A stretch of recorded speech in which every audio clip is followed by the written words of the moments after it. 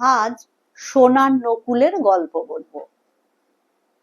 কুরুক্ষেত্রের যুদ্ধে জয়ী হইয়া পাণ্ডবদের বড় ভাই যুধিষ্ঠির ভাবিলেন, তাই তো, যুদ্ধে তো জিতিলাম, কিন্তু যুদ্ধের যে সব পাপ করিয়াছি তাহা দূর করি কি উপায়ে।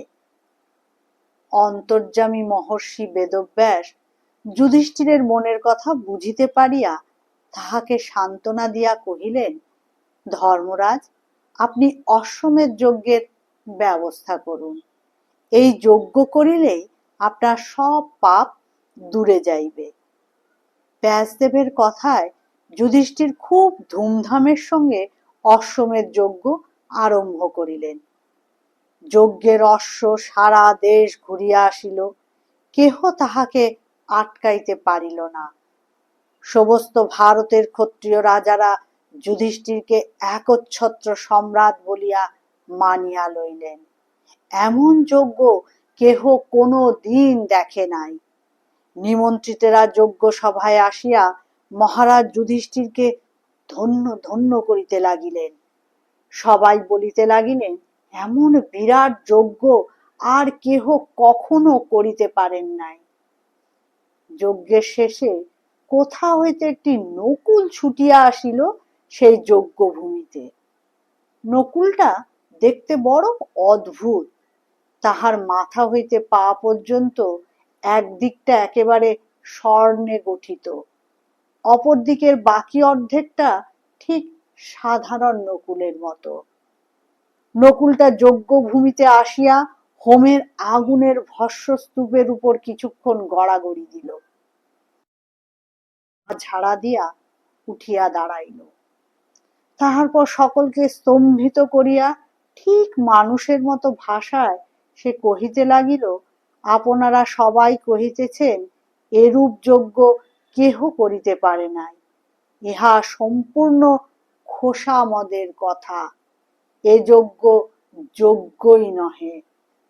বহুকাল পূর্বে এই কুরুক্ষেত্রে এক দরিদ্র ব্রাহ্মণ একশরা ছাতু দিয়া যে যজ্ঞ করিয়াছিলেন, এই যজ্ঞ তাহার নিকট কিছুই নহে। আমি মিথ্যা পরিশ্রম করিলাম।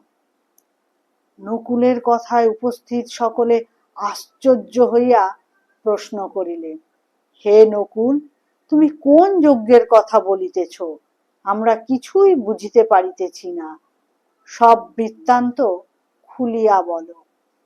নকুল কহিতে লাগিল, বহুদিন পূর্বে এই কুরুক্ষেত্রে এক অতি দরিদ্র ব্রাহ্মণ বাস করিতেন। তাহার কোনো আয় ছিল না, অথচ তিনি ভিক্ষাও করিতেন না। ধান কাটা হইয়া গেলে যেসব ধান মাঠে পড়িয়া থাকিত, তাহাই কুড়িয়া আনিয়া তাহা খাইয়াই তাহার সপরিবারে কোনো রূপে জীবন ধারণ করিতেন। তাহার পরিবারে ছিলেন ব্রাহ্মণী, এক যুবক পুত্র ও তাহার তরুণী স্ত্রী। একবার ওই অঞ্চলে দুর্ভিক্ষ দেখা দিল। বৃষ্টির অভাবে মাঠে আর চাষবাস হয় না। কাজে এই ব্রাহ্মণ পরিবার উপবাস করিতে লাগিলেন। ব্রাহ্মণ সারা দিন মাঠে মাঠে ঘুরিয়াও আর এক কণা ধান পান না। তাই উপবাস করা ছাড়া উপায় কি? কয়েকদিন উপবাস থাকিবার পর ব্রাহ্মণ একদিন খোঁজ পাইয়া দূরের এক মাঠে গেলেন কিছু যবের দানা কুড়াইতে। সমস্ত দিন রৌদ্রে পুড়িয়া তাহারা কিছু যবের দানা কুড়াইয়া বাড়ি ফিরিলেন। বেলা শেষে সেগুলি ভাজিয়া গুঁড়া করিয়া কিছু ছাতু মিলিল। সেই ছাতু চারিটি ভাগ করিয়া যখন তাহারা খাইতে বসিবেন, এমন সময় একজন ব্রাহ্মণ অতিথি উপস্থিত হইলেন। তিনি অত্যন্ত ক্ষুধার্ত হইয়া আসিয়াছেন। অতিথি নারায়ণ, তাই ব্রাহ্মণ তাহার ভাগের ছাতু তাহাকে খাইতে দিলেন। কিন্তু তাহা খাইয়াও ব্রাহ্মণের ক্ষুধা মিটিল না। তাহা জানিয়া ব্রাহ্মণী তাহার ভাগের ছাতুও তাহাকে দিলেন, কিন্তু তাহাতেও অতিথির পেট ভরিল না। তখন ব্রাহ্মণের পুত্র নিজের ভাগের ছাতুও অতিথিকে দিয়ে দিলেন। তাহা খাইয়াও অতিথি বলিলেন, আর একটু খাইলেই আমার উদর পূর্ণ হইবে, এখনো কিছু ক্ষুধা আছে। তখন ব্রাহ্মণের পুত্রবধূ নিজের অংশ অতিথিকে দান করিলেন। এইবার অতিথি সন্তুষ্ট হইয়া কহিলেন, হে ব্রাহ্মণ, আমি অত্যন্ত তৃপ্ত হইয়াছি। আমি আর কেহ নহি, আমি ধর্ম। তোমাকে পরীক্ষা করিতে আসিয়াছিলাম। তোমাদের এরূপ আত্মত্যাগে আমি মুগ্ধ। ওই দেখো, স্বর্গ হইতে পুষ্প বৃষ্টি হইতেছে।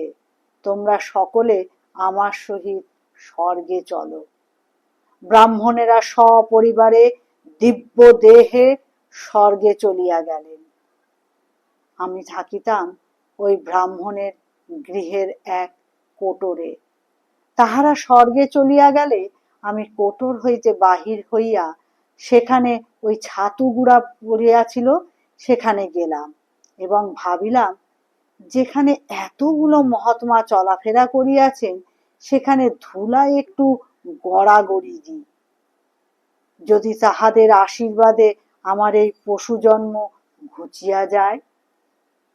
সেখানে গড়াগড়ি দিতেই আমার দেহের যে অংশ ছাতুর উপর গুড়া লাগিয়াছিল সেই অংশ সোনা হইয়া গেল। তাহার পর হইতে আমি বহু ধার্মিকের বাড়ি গিয়াছি, বহু যজ্ঞ ক্ষেত্রে গড়াগড়ি দিয়াছি, কিন্তু আমার দেহের বাকি অংশ আর সোনা হইল না। বড় আশায় যুধিষ্ঠিরের এই যজ্ঞ সভায় আসিয়াছিলাম, কিন্তু এখানেও আমার ইচ্ছা পূর্ণ হইল না। নকুলের কথা শুনিয়া সকলে বিস্মিত হইলেন। সকলে বলা বলি করিতে লাগিলেন, কে ওই আশ্চর্য নকুল? সে যুধিষ্ঠিরের যজ্ঞের নিন্দা করিতেছে কেন? তখন নকুলকে প্রশ্ন করা হইলে সে কহিল, একদা মহর্ষি জামদগ্নি শ্রাদ্ধের জন্য হোমধেনু দহন করিয়া একটি নতুন ভাণ্ডে সেই দুগ্ধ রাখিয়াছিলেন। আমি ধর্ম। আমি মহর্ষিকে পরীক্ষা করিবার জন্য ক্রোধ রূপে সেই ভাণ্ডে প্রবেশ করিয়া তাহার দুগ্ধ নষ্ট করিয়া ফেলি। কিন্তু তাহাতে যমদগ্নি ক্রুদ্ধ হইলেন না দেখিয়া আমি ব্রাহ্মণ রূপে আবির্ভূত হইয়া বলি, ভৃগুশ্রেষ্ঠ, আমি জানিতাম ভৃগুবংশীগণ অত্যন্ত ক্রোধী। এখন বুঝিতেছি এই অপবাদ সম্পূর্ণ মিথ্যা। আমি পরাজিত হইয়া ভীত হইয়াছি। আপনি আমার উপর প্রসন্ন হউন। যমদগ্নি কহিলেন, ক্রোধ, তুমি আমার নিকট কোনো অপরাধ করো নাই। আমি পূর্বপুরুষগণের জন্য এই দুগ্ধ রাখিয়াছিলাম, তুমি তাহাদের প্রসন্ন করো। তাহার কথা শুনিয়া আমি তাহাদের নিকট গেলাম এবং তাহাদের শাপে এই নকুলের রূপ পাইলাম।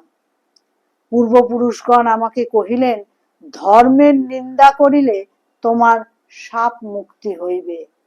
সেই হইতে আমি তপবন ও যথাস্থানে গিয়া ধর্মের নিন্দা করিতে লাগিলাম।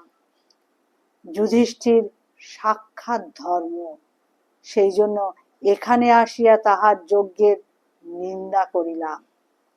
বলিতে বলিতে নকুল শাপ মুক্ত হইয়া অদৃশ্য হইলেন।